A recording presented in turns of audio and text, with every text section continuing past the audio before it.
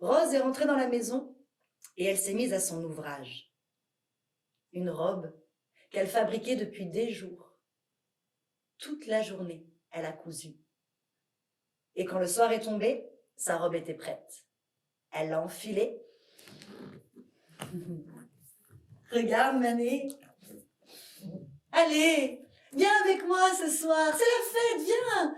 Oh là non, ma fille. Mais vas-y, toi, va danser.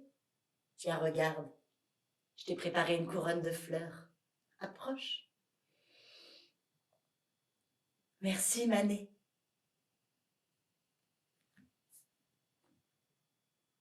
Rose est sortie de la maison. Dehors, il faisait déjà nuit. Une nuit noire, une nuit sans lune et tapissée d'étoiles. Elle est descendue de la colline et déjà elle entendait la musique résonner depuis la place. Il y avait une odeur de châtaigne grillée qui flottait dans les airs. Elle a traversé les rues du village. Elle est arrivée sur la place. Là, il y avait un grand feu. Les hommes et les femmes chantaient et dansaient autour. Il y avait les enfants qui gambadaient au milieu, puis d'autres qui se tenaient à l'écart, qui buvaient un coup. Elle s'est approchée du feu. Elle a senti la pulsation remonter dans ses jambes et...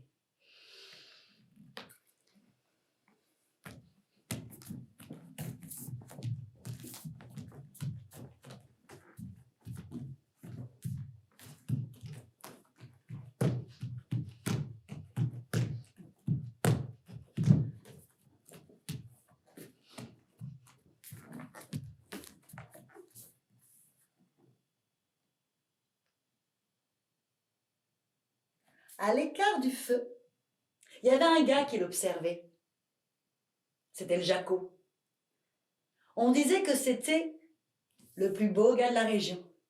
D'habitude, on le voyait souvent avec ses bottes, sa tenue de pêcheur, parce qu'il allait toujours dans la rivière pour pêcher. Mais ce jour-là, le Jaco, il s'était apprêté. Petite veste en feutre, chapeau sur la tête. Il était entouré de ses deux amis et il fixait Rose. Et les gars, vous avez vu la fille de la vieille guérisseuse, là? Parce qu'elle a grandi, hein? Je me la ferais bien dire. Bon, bah ça, Jaco, ça m'étonnerait. Elle, y a rien qui l'intéresse à part regarder ses chèvres sur la colline. Ah bon? C'est ce qu'on va voir. Le Jaco a ajusté son chapeau. Il s'est approché du feu. Il a invité Rose à danser et elle a accepté.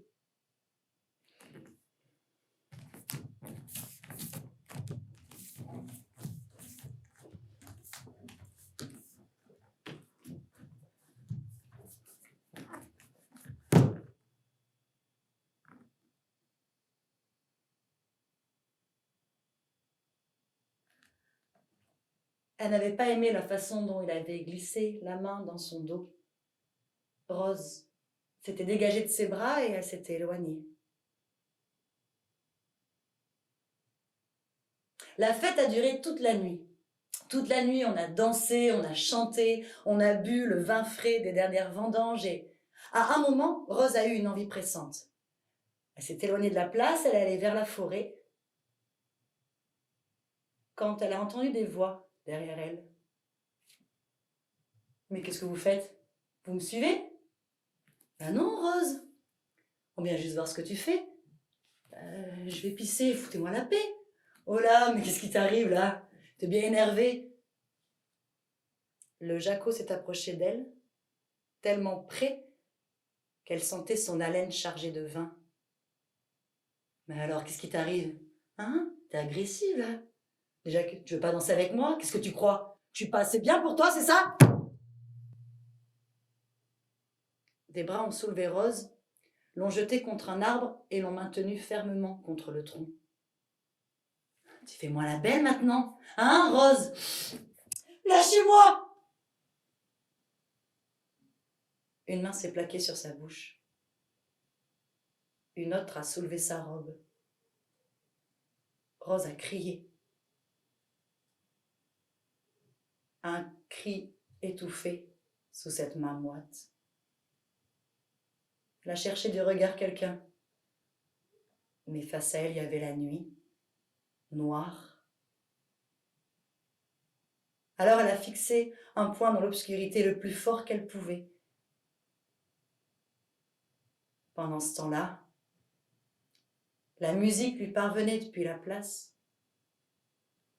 Le vent soufflait dans la forêt et les hommes continuaient.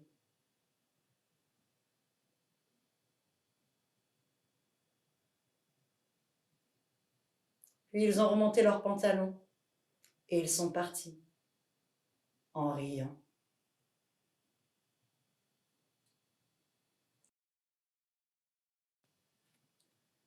Rose s'est assise près du feu, entre sa grand-mère et la femme à la longue tresse. Du coin de l'œil, elle observait les femmes. Certaines donnaient le sein à un enfant, d'autres faisaient griller du poisson. Elles étaient belles. Elles avaient l'air tellement heureuses.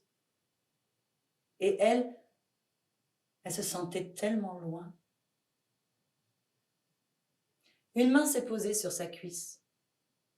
Tu sais, Rose, toutes les femmes ici ont dû trouver leur chemin.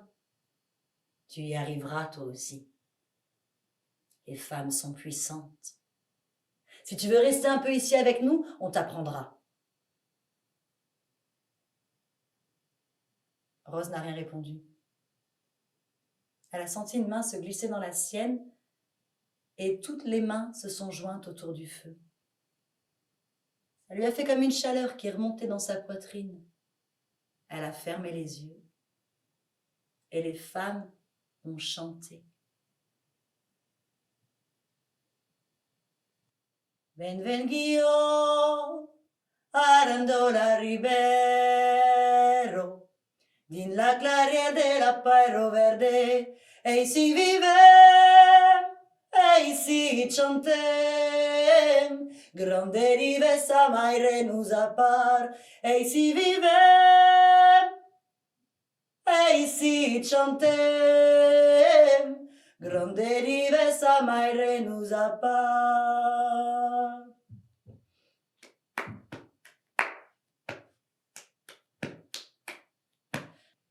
Les semaines passaient dans la clairière.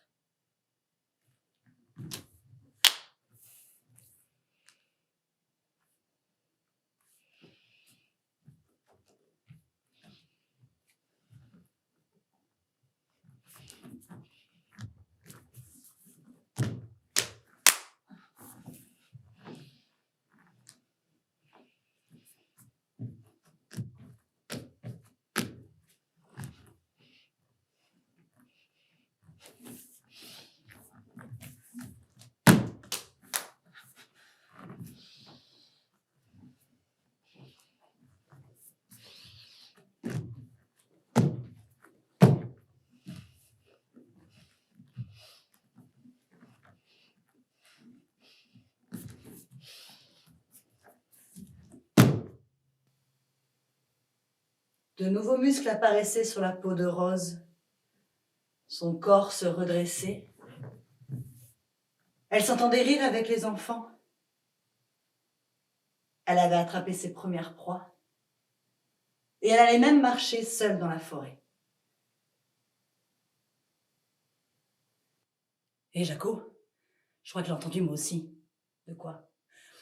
Le chant, là, je crois que je l'ai entendu quand j'étais sous le vieux pont en pierre, là. Je crois que c'est elle. C'est elle qui cherche à se venger. Mais de qui tu parles? Mais elle, là, tu te rappelles ce qu'on a fait la nuit pendant le bal? On n'aurait jamais dû faire ça. Et maintenant, je te jure, je l'entends dans ma tête. Elle m'appelle. Mais qu'est-ce qu'elle peut contre nous? C'est la fille de la sorcière. Et puis, chut, tais-toi.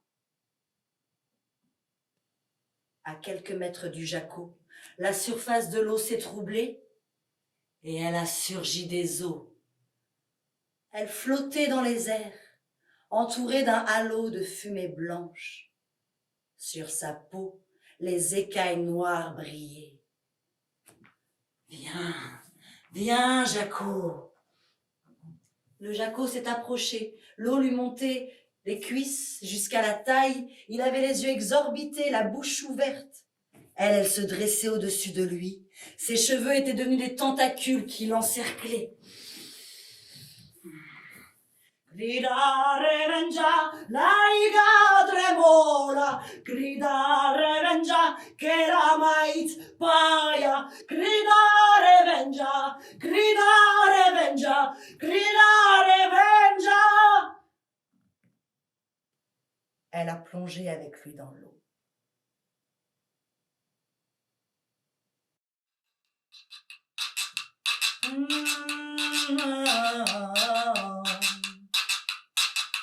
Ah,